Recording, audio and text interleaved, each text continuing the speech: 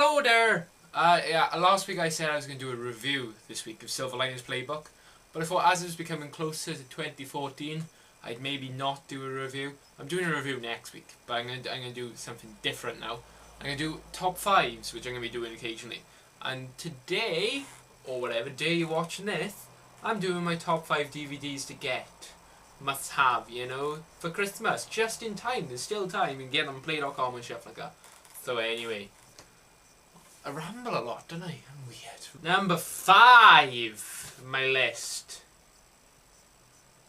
So number 5 is World's End. Might have heard of it. It's got Simon Pegg and Nick Frost and Bill Nye's in it.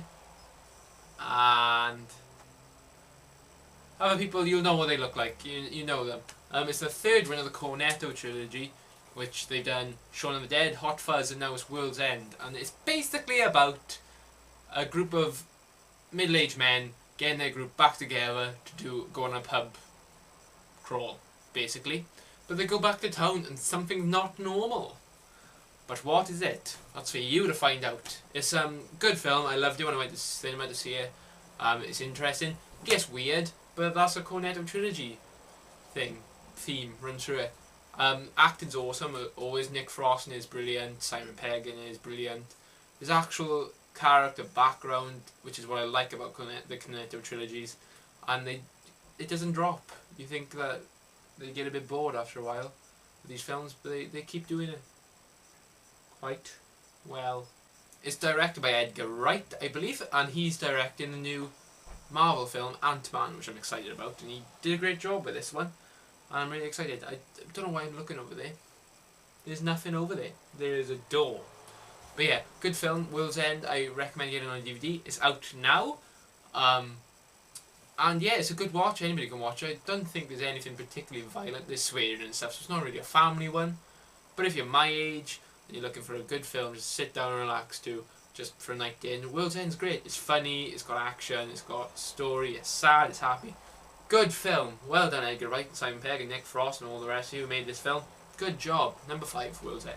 Number 4, it's Kick-Ass 2. If you've seen the first one, you kind of know what to expect. It's basically about what people would be like if they were actual real-life superheroes. The first one was okay. I thought they could have done better. But the second one I really enjoyed. It's more Nicolas Cage isn't in it, which is obviously a bonus. It's got Chloe Grace Moretz is back, Aaron Johnson is back, Jim Carrey's in it, Christopher Mintz-Plasse is the bad guy in it. Yeah, it's really good. They got a super villain. They have, well, if you've seen the last film, spoilers, Kick-Ass kills Christopher Mintz-Plasse's dad, and Christopher Mintz-Plasse then becomes a supervillain and starts up his own supervillain group in this film, and they're not very nice. They kill people. Worse. And yeah, but it's really fun, good film, funny. It's very gory, not one for kids, trust me. Jim Carrey's a bit weird in it. He's good in it, you don't really know it's him, but it is. And yeah, it's a really good film, enjoyed it, better than the first one. And also I think there might be a third one, but I'm not sure. But yeah, really good film, funny, good to watch, enjoyable. Get it. Number 4, Kick-Ass 2. Number 3, it's Man of Steel. And it wouldn't be me if I didn't include some type of superhero stuff into this. So my pick of the best superhero film to get right now, Christmas time, would be Man of Steel. Even though Iron Man 3 is set at Christmas time, so it makes more sense. I preferred Man of Steel. Lots of people really didn't like this, but I really like the gritty bit behind Superman. But yeah, it's basic. Man of Steel is about the creation of Superman, how he became Superman, his background story basically. Everyone knows Superman. Do I really need to tell a story?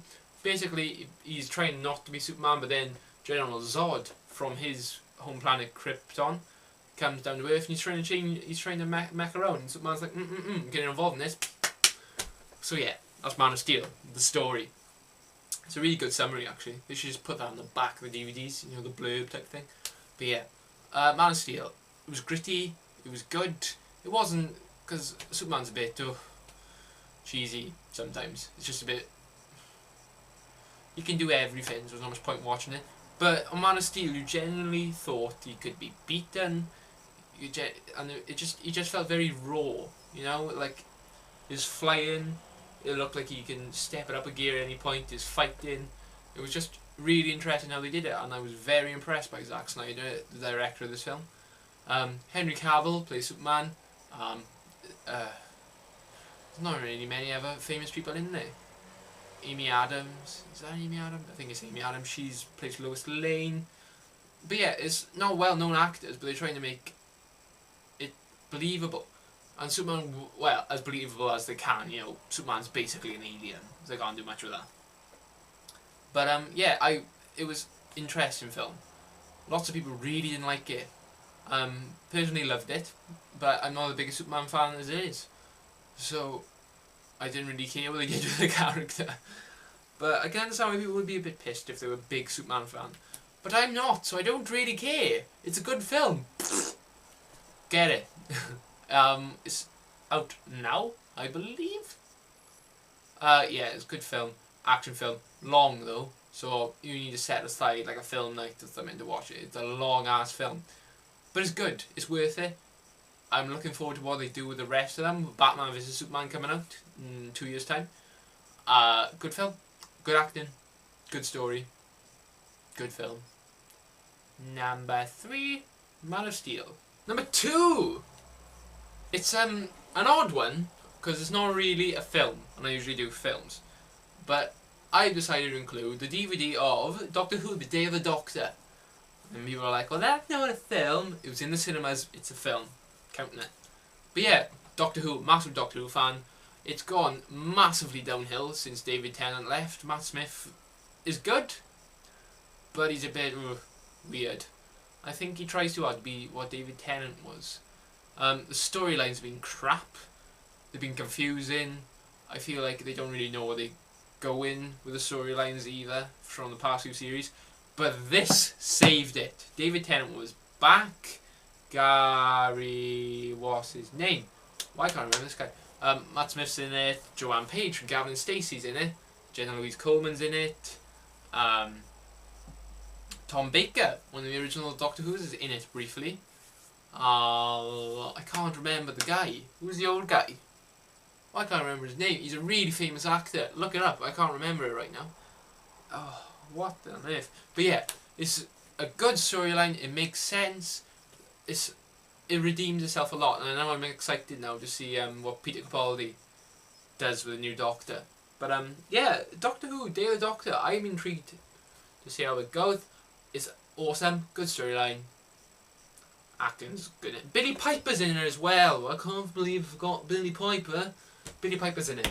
But Doctor Who, Day of the Doctor. It's good. Basically, it's about the story of how Gallifrey, which is where Doctor Who's from, got blown up, and how he deals with that. And basically, the 3 Doctors meet up. And it's just, I don't want to go into too much detail because the story is generally good, and I think people should discover on their own terms. But I would recommend it highly to buy this. It's a really good watch. It's not that long. You don't feel like you've been sat down watching it for ages either. You're always intrigued, you're excited. It's fast paced, so you don't get bored. It's just really good, and I was very impressed by this, and I'm looking forward to the future of Doctor Who. Yeah, so number 2, Doctor Who, Day of the Doctor. So number 1, what is it? I hear you scream. It's Django Unchained.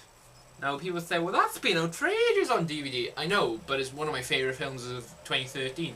So I'm going to say get it now. It's probably going to be quite cheap as well. But yeah, Django Unchained is basically about the black slaves.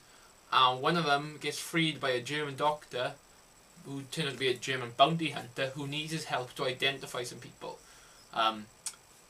The black slave that is freed is Django. Hence Django Unchained, because he's not in chains anymore. See? It's clever.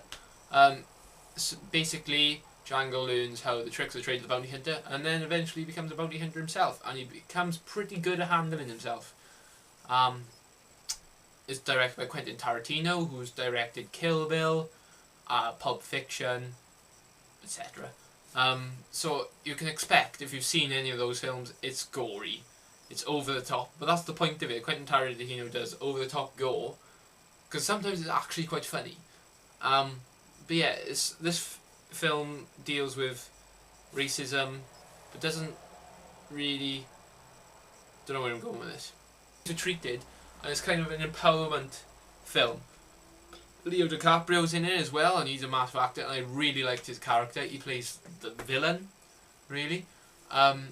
Samuel L. Jackson is in it. Jamie Foxx is in it, who plays Django, and he does a faultless performance. Is it Christopher Walken? I think it might be. I can't remember who plays the German doctor. Herman Schultz, but he's awesome. I love his character, and you will fall in love with the German doctor who frees Django, because he's just awesome. But yeah, this film was one of my favourite films of this year.